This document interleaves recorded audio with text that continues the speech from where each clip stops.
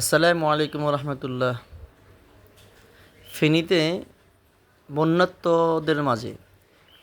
বন্যাত্মদের মাঝে ত্রাণ বিতরণের জন্য চাঁদপুর জামিয়া দারুল ইমান মাদ্রাসা ছাত্ররা প্যাকেটিংয়ের কাজ করতেছে। এই কাজের ভিতরে অনেকেই আলহামদুলিল্লাহ শরিক হয়েছে। এই কাজের মধ্যে আলহামদুলিল্লাহ অনেকে শরিক হয়েছে। আমাদের মসজিদের মুসল্লি এবং আমাদের মাদ্রাসার ছাত্রদের অভিভাবক সহ অনেকেই শরিক হয়েছেন আলহামদুলিল্লাহ। আমরা দোয়া করি আল্লাহ তাআলা আপনাদের সকলকে উত্তম প্রতিদান দান করুক। আমরা গত দুদিন আগে আমাদের মাদ্রাসার পক্ষ থেকে একটি টিম পাঠিয়েছিলাম। আজকে ওই টিমটা আমাদেরকে ফোন দিয়ে জানিয়েছে, হুজুর, ফেনীতে এখনও এমনও লোক আছে যারা এখনো পর্যন্ত ত্রাণ পায়নি বা খাবার পায়নি। এখনও এমন পরিবার আছে যাদেরকে উদ্ধার করার জন্য কোনো লোক এখনও যায়নি। ওনারা আমাদেরকে ফোন করে গুরুত্বপূর্ণ কয়েকটি জিনিস নিয়ে যাওয়ার জন্য বলেছে।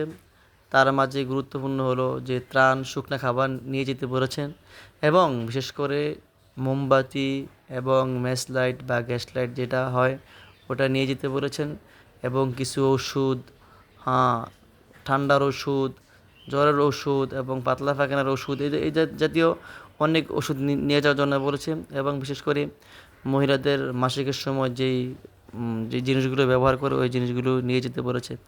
আলহামদুলিল্লাহ আমাদেরকে ওনারা যা যা বলেছে নিয়ে যাওয়ার জন্য আমরা আলহামদুলিল্লাহ সব কিছুই ব্যবস্থা করেছি। আমরা সব কিছু ইনশাআল্লাহ আলহামদুলিল্লাহ আমাদের সাধ্যমতো আমরা ব্যবস্থা করেছি। আমি বলবো ইনশাআল্লাহ আপনারা চেষ্টা করেন, আপনারা যেভাবে পারেন ইনশাআল্লাহ ওই সমস্ত লোকদের সাহায্য করেন। আপনারা যেভাবে পারেন আর্থিকভাবে হোক, যেভাবে হোক, আপনারা ওই সমস্ত লোকদেরকে সাহায্য করেন। দেখেন এখন ওই লোকেরা খুব অসহায়ত্বের মধ্যে আছে, খুবই বিপদের মধ্যে আছে। আল্লাহ তাআলা তাদেরকে সহ আমাদের সকলকে সমস্ত মুসিবত থেকে বাঁচিয়ে রাখুক। আমরা ইনশাআল্লাহ এই দোয়াটা করব।